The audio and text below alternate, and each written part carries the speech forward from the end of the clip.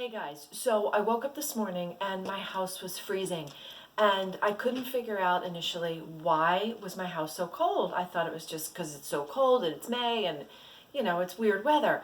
So I grabbed a sweater and checked the thermostat. Well, the thermostat said 65 and I thought, this is nuts, it's freezing in here. So I checked the thermostat and boom, what do you know? The batteries were dead. Now, this is a real practical solution. So I want you to make sure that you subscribe because that's what this channel is all about, is practical, simple solutions.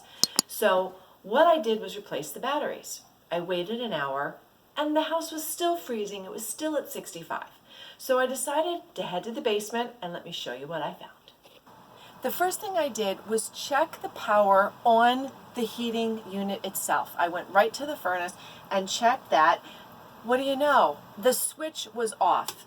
The switch on this had gotten turned off the day before when I changed my heating filter. I must have put the extras in here, hit this, and turned off the power to the unit.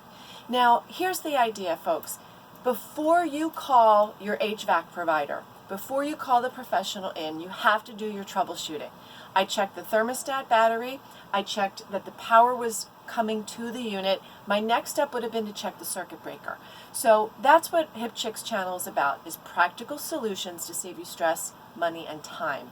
And boom, one flip of the switch and my heat was back on and we were back in business. So make sure you subscribe and tune in for more practical solutions and stay warm.